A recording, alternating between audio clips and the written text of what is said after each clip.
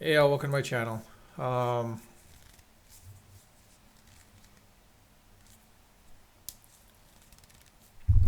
I, I got nothing. I got nothing. I got nothing honestly, because you just need one game, one bleeding game.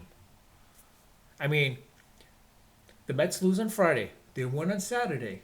Reds win Friday, Saturday. I'm like, okay. The Mets win on Sunday. It won't matter because like chances are the Reds are going to probably win on on Sunday too because the Brewers have nothing to play for. But what happens? The Brewers actually beat the Reds. They beat them on Sunday. All the Mets had to do was win, and they couldn't even win. And we could go back further, like last week against the Nats. All they had to do was beat the Nats.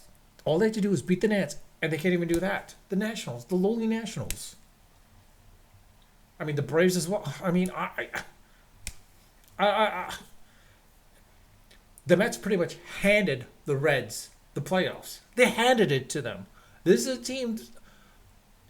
Only one team. Only two teams. Only two teams that had 300 million plus a 300 plus roster that never made the playoffs. The 2023 Mets and the 2025 Mets. That's it. Yep, that's right. I mean, this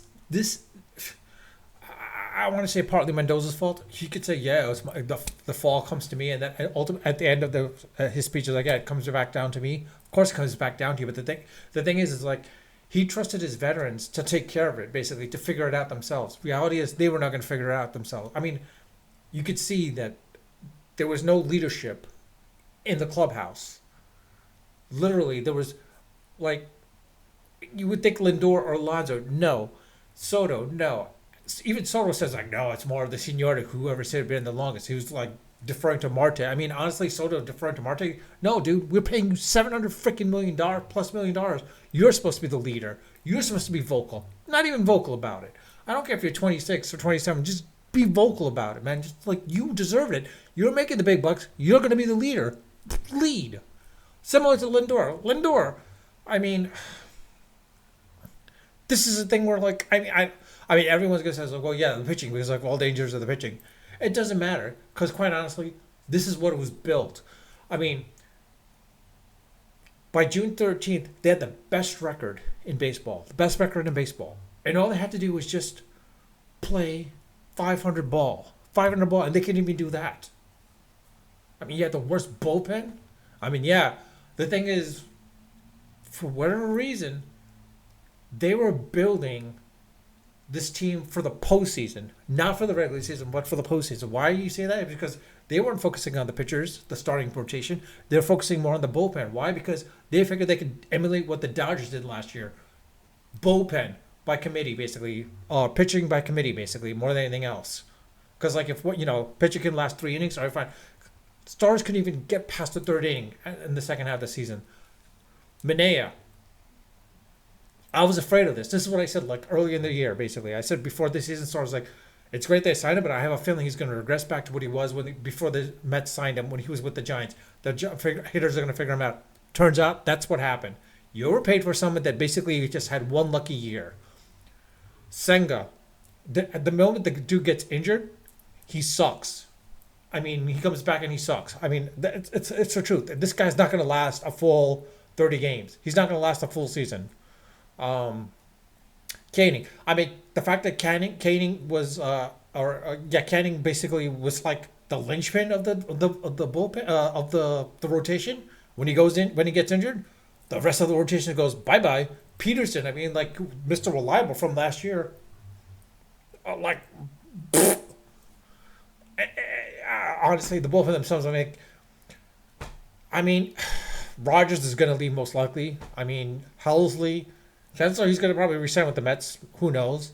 I mean, maybe he can regain his form. I have no idea. But the fact is like, turned out to be a trade that didn't work out. Rogers kind of worked out, but you gave up a lot for him, so you better resign him.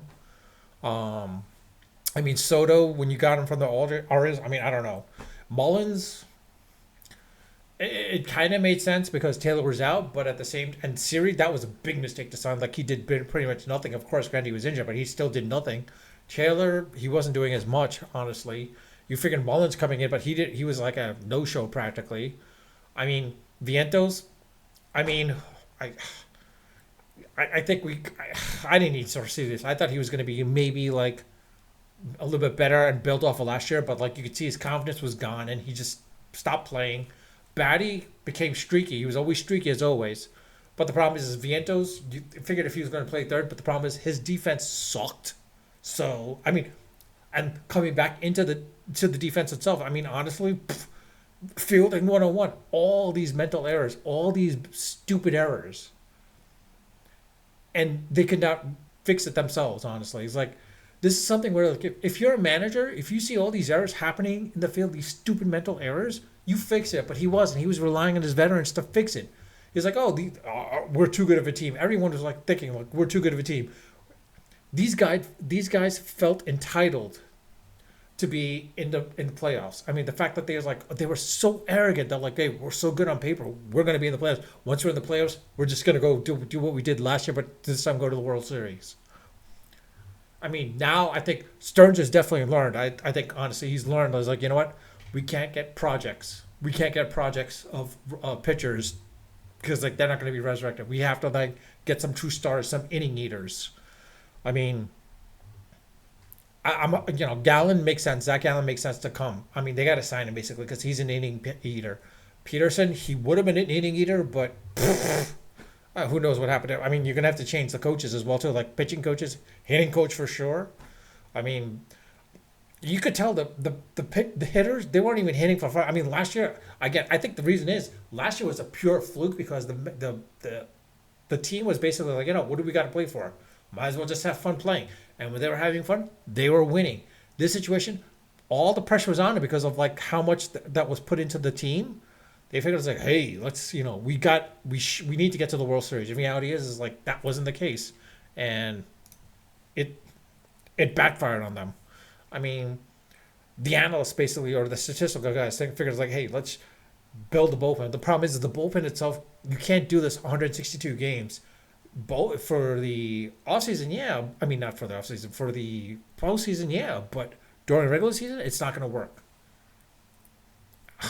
I mean, I have no idea what to say. Because, like, honestly, I'm hoping Mendoza learns from this as well, too, and realizes, like, you know what? I can't rely on the fact that these guys are veterans, that these guys are grown-ups. I've got to step in and, like, basically do something about this, specifically defense itself. Like, I mean, everyone's saying Moneyball, like, oh, Moneyball. Yeah, they were buying runs, but let's not forget the one big thing that the A's had at that time. They had the big three pitchers, Mulder, Hudson, and I forgot the other guy, Zito. I mean, those three pitchers kept him in there. Those three pitchers aren't there. The A's are not in the playoffs. I have no idea what to say or do. I mean, honestly, it's like it's the Mets. I mean, the reason why I say this is more of an epic more of an epic collapse compared to the '07 and '08 Mets, specifically the '07 Mets because they were really talented as well too. Quite honestly, is this is a team by September they're up by 10 games or even 7 games. Sorry, and they're like 4 games behind the Phillies in first place. They should have overtaken them at that point. They were hot and they just decided to go on a streaky losing streak. But the reason why this hurts more and this is more of an epic collapse is because the Reds proved they were not that good. In '07, the Phillies were playing excellent baseball. They were playing excellent baseball. The Reds, 500. That's all they were doing. They were playing 500 ball. They weren't even winning all the games. This isn't a team that was winning since the All-Star break. They were like 40-40. All the Mets had to do was play 500 ball after the All-Star break. They couldn't even do that. This is why the Mets basically handed the playoffs to the Reds. It's like, at least with the Phillies, they were pretty much winning. Similar to like the 2023 Mets, basically, or 2021 Mets. I mean, the Braves were winning at that point. So, of course, that's why the Mets, lost first place as well to the Braves. But, or 22 Mets. I'm sorry. I mean, honestly, this. Uh, I mean, you're seeing all the videos out there. I'm seeing it on my all my feeds now. It's like freaking.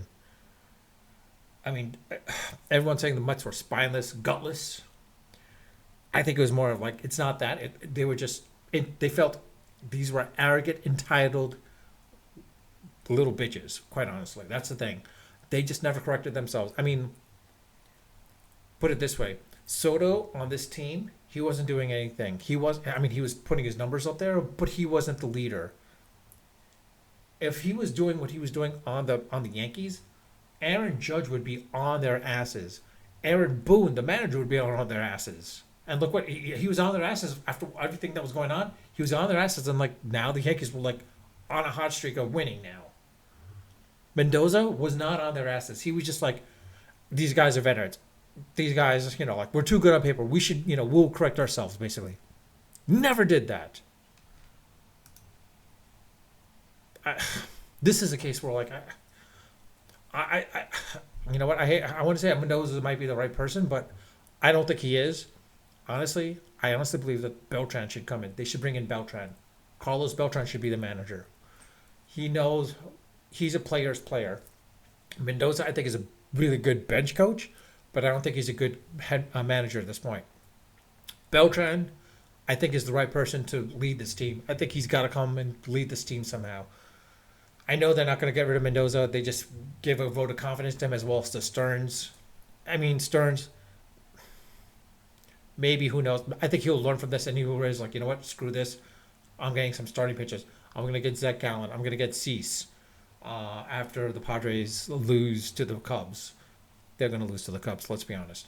And even if they beat the Cubs, they're going to lose to the Dodgers anyway, so it doesn't matter there. I'm sorry, no. If they lose, even if they beat the Cubs, they're going to lose to the Brewers. They're going to be playing the Brewers, so they're going to lose to the Brewers anyway, so it doesn't matter there. Actually, they should be able to beat the Brewers because, like, let's be honest, the Brewers, they suck in the postseason. So if the Padres beat the Cubs, they'll get past the Brewers. So they'll either lose to either the Dodgers or the Phillies. Most likely the Dodgers, because I think the Dodgers will overtake the Phillies again.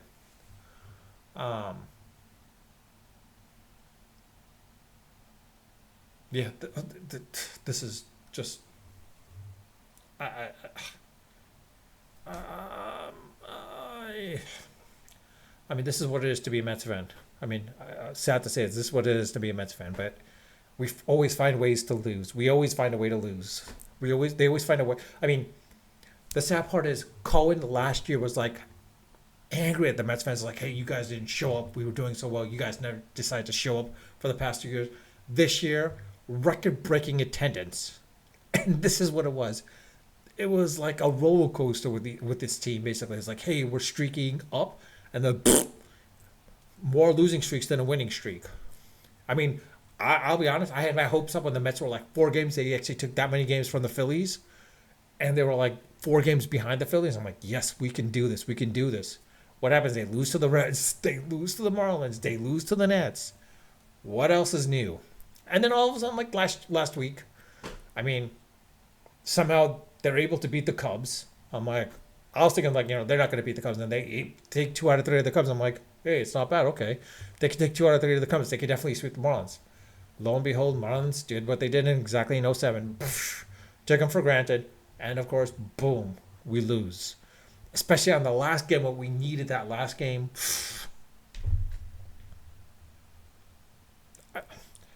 I'm going to go a little bit longer than I normally do, more than 10 minutes. But in any case, yeah, I mean, I don't know what the Mets should do. I honestly don't know what they can do. Alonso opted out immediately. The moment they were eliminated, he opted out. He's probably not going to re-sign with the Mets. Diaz is going to opt out. He's definitely going for free agency. I don't think the Mets can re-sign him. Alonso probably will be in pinstripes or with the Rangers or Angels, most likely. Maybe the Astros. I don't know. If he goes, I don't know, with the Vientos, maybe trade Vientos, trade McNeil, trade them both, get some prospects, because we need some pitching prospects. You could tell, like, we need some pitchers. We need some serious pitchers. Hitters we can buy, dime a dozen. right? You can buy hitters. You just can't buy pitching. We need pitchers, serious pitchers. 2026 looks good for us with McLean and Sprout. I think McLean and Sprout are going to be the new Harvey DeGrom. Tong, I don't know what happens with him. Maybe he becomes another Syndergaard or Wheeler. Maybe more Wheeler than Syndergaard. But there's a possibility that we might switch Tong to a closer because I think he might be suitable for a closer, quite honestly. Peterson, maybe he corrupts himself and he becomes the inning eater that he can be again, like he did 2 years ago or last year. I mean, Senga, maybe get a couple of months out of him and then let him go on the injured list again, and then hopefully we have another pitcher that we can use in replace of him. Manea, I don't know. I mean, like the Montes. I mean, you aside Montes, what does he do? Pff, that was a mistake. And then of course, what's his name? Holmes. I mean, honestly, he was a touch and go type of person. He was a project. It might have been success for him, so let him go. I would say if I'm him, I opt out and let him sign elsewhere. I would not resign him. Um, yeah, if I'm the Mets, if I'm Stearns, I look at the pitching class this year, free agent pitching class, probably Zach Gallen and Cease. If you can trade for Skeens, trade him. Trade whoever you got to trade to get him, except for McLean and Sprout. Sprout and McLean are untouchable, but the rest, trade. Give up Vientos. If they want Vientos and Batty, give them up. Give them up. Give up Vientos and Batty for him. Take them. If that's what they're looking for, they want Acuna, Batty, and Vientos. Give it to them. Acuna, Batty, Vientos, and Mauricio for Skeens. Trade them. I want Skeens. We can get hitters. That's no problem. We can get hitters. And fielders for that matter. We could probably get better fielders as well too. Yeah, I don't know. Let me know your thoughts. I would love to hear your thoughts. I would love to hear your comments what the Mets should do, honestly. Um, yeah. I mean, you know what? I'm gonna ask Google Gemini what went wrong with the New York Mets 2025. Why didn't they make the playoffs? How large of a collapse was this?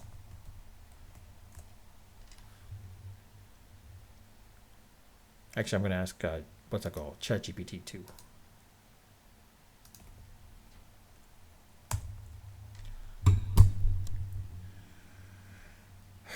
Okay, let's see. Sue. ChatGPT. Terrific start, then a dramatic roll. The Mets started 45-24 through June 12th, the best record in baseball at the point. Stood 21 games over 500, but from that point forward, they went 38-5 over the remaining 93 games. Their final record 83-79. So in effect, the Mets were excellent in the first half and poor teams in the second half. Actually, Gemini says basically what went wrong. Yeah, I should share this. This would be really fun if I could share this. Let's see. Give me a small window. Here we go. Okay. Chrome. Share this one. Here we go. As you see here, basically, why didn't they make the playoffs keep failure points? It wasn't just like there were multiple systemic issues that accumulated, pitching injuries, rotation lost effectiveness. Cody Senga, one of the top stars, suffered a hamstring injury. Other arms, they're setting a fan as a bust. Their bullpen struggled under pressure in the most-win games. 1-6 shaky relief outing in the fourth inning sank them. Defensive regression down the stretch. Mets defense was porous. So they ranked 28th the defensive efficiency. Over the season, they were below average. Together, bad pitching, weak defensive recipe for giving too many runs. Trade deadlines or lack thereof in Ross Smith. The Mets were criticized for not getting a high impact start at the trade deadline, even though rotation depth was visibly needing help. Some of their trade acquisitions back were instance Gregory Soto, Ryan Helsley, and Cedric Mullins developed negative returns in terms of win probability added. They leaned on younger arms later in the season. McLean, Sprout, and Jonathan started many of the final 20 games with mixed results. McLean did really well. Sprout got better. Jet Tong regressed a little bit. They had multiple losing streaks. Several games they get believes or couldn't close out games.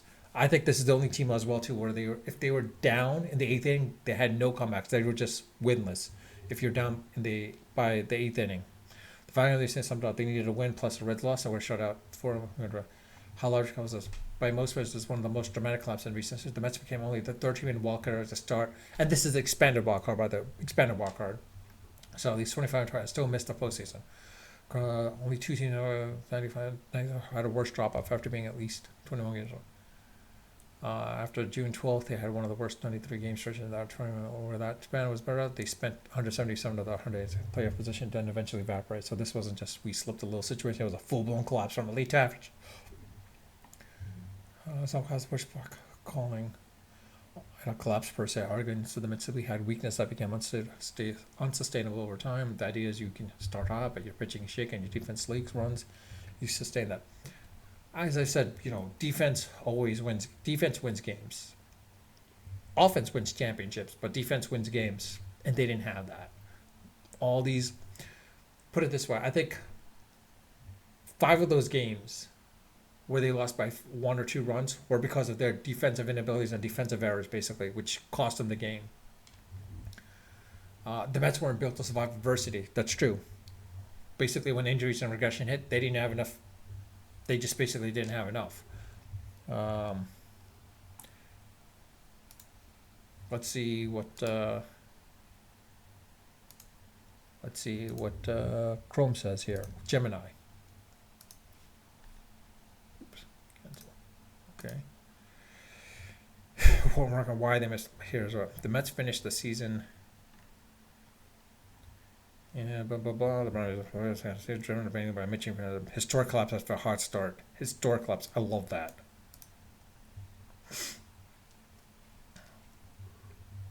Pitcher repression, right? Montes sucked. Canning Griffin, Kelly's there, of course. But was overused due to a lack of strength from the rotation, like key late inning additional struggles. Of course, that makes sense. Inconsistent offense was another factor, yes. Spanner punt lineup featuring stars like Juan Soto, Fernando Filon, the runs Chris was consistent and failing hit with runners in score position. Surely that's accurate. Poor defense, as it says. It's just it's greater than Mexican, only 13 more. I still missed the postseason. Historically, only 2 teams in Major League and tonight failed expecting given their immense payroll, won the highest ever. I think guys would want to. The season was wide because of a massive failure straight up disappointing by players. Echoes of the past. For Mets fans, the collapse was ultimately drawing compared to the team's historic 2000-2008 loss. Yes. Yeah, that's right. I mean, there's not much to say. There's not much else to say at this point, right? I mean, I could argue all we want. We could lament all we want, 2020 hindsight, etc. This is what it is to be a Mets fan. Unfortunately, this is what it is. You win some, you lose some. Heartbreak every year, practically every year. Heartbreak. Last year was a great run. You figured they would build on that momentum, but they didn't. I'm just hoping it's not a repetitive past. Like in 2006, the Mets went to the NLCS, and then 2007 collapsed. 2008, another collapse. I'm hoping this is not the same case where last year NLCS loss. Heartbreaking loss. 2025, epic collapse. Hoping 2026 is not an epic collapse as well. Honestly, I'm hoping not. If it is, Mendoza's gone at that point. He's gone if they collapse next year. So he's still looking for next year basically. And I don't know what to say. The one thing I'm looking forward to next year is this. I want the Mets when they make it in. The way Sutter danced, that really irked me. And the fact that the Marlins had their kind of like World Series pitcher, as in like, taking a pic, pose, portrait, whatever it was, at the end of the game. Oh, that irked me even more. Those 2 things irked me so badly. The pose that the Marlins did at the end of the game on Sunday and Sutter's dance. Those 2 things really riled me up. I'm like, next year the Mets have got to go on a winning streak of and win in massive epic proportions. They need to win 116 games, at least 116 games. annihilate the teams. They can annihilate each and every one of them. But Cleveland's got to be strong. I mean, Soto, this has got a lot of fire. Soto and Lindor. If Alonso comes back, lights him up. Nimmo has to get better, more faster, more leaner. This better wake Nimmo, not Nimmo, Mauricio up. This better wake up Avantos and Betty as well too. McNeil, I'm sorry to say, you're gone. You need to be traded because like you're not doing anything at this point. I mean, you're kind of good as a utility infielder, but utility player. But reality is like you're not needed anymore. Marte, I hate to say this, but trade him if you can trade him, because as good as he is as a leader, he's not going to work. That's all I got to say. I mean, leave your comment in the comment section. If you like my video, hit the like button. If you like my, I don't know. I got nothing. I got nothing.